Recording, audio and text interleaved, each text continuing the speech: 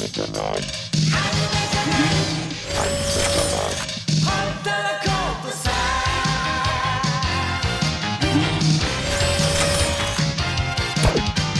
家好，欢迎再次来到蓝光频道，我是光学作用的 Solan。上段时间我家 Leica 已经拼好了高达 Double Zeta， 后台也有很多粉丝催更，说要为胶佬们上福利。那这期节目我就为大家分享高达的拍摄案例，来看我如何用光表达。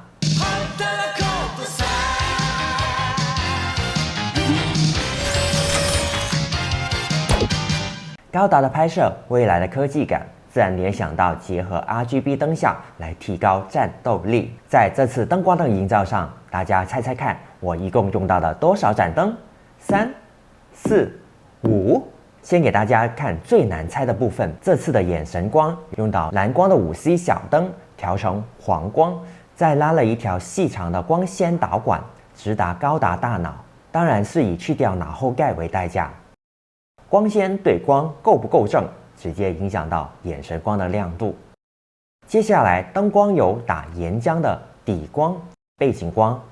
逆光、主光和修饰光所组成。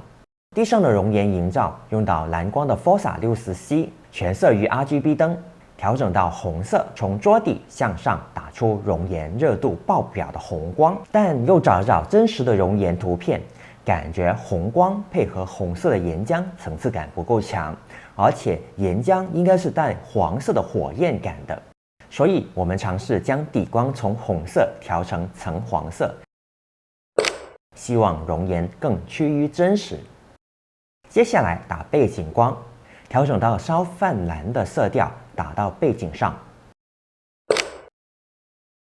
另一盏 60C 在10点钟侧逆光的位置，加上菲涅尔和四叶罩，调到20000K 的冷调，整体画面形成一定的冷暖对冲。接着我们打主光，用到我很喜欢的光蓝，可以像光圈一样收缩出光口径，配合36度的成像镜头和 Forza 150B， 从4点钟方向的高处逐渐限制光照范围，为高达打出主光，同时也不影响场景的影调。拍完这张后，总感觉缺了些什么，那就是主体与场景之间的融合度。高达在熔岩上理应会泛红光，特别是腿部的位置，所以在7点钟方向再添一支调成红色的 6C 管灯，让腿部染红，更好的融入画面。另外，在熔岩之上这么热，没有烟就太假了，赶紧注入体积光。经过多次的尝试，形成了这张成品图。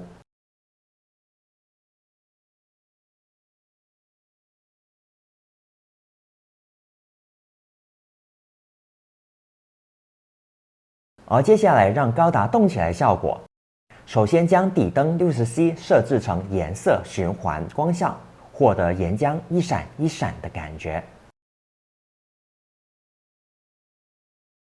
并通过定格动画的方法，拍一张动一张，再拍一张，配合音效和烟雾，形成大家看到的高达从熔岩战斗中抖擞起来，无畏的套上装备继续战斗的效果画面。话说高达简直是男生们的共同童年回忆，我在上初中的时候就开始玩1:144的高达，至今还保留。现在的高达可谓是越出越精致，而高达配合一些简单的场景和一些小光效的运用，在家里面也能够拍出大片的感觉。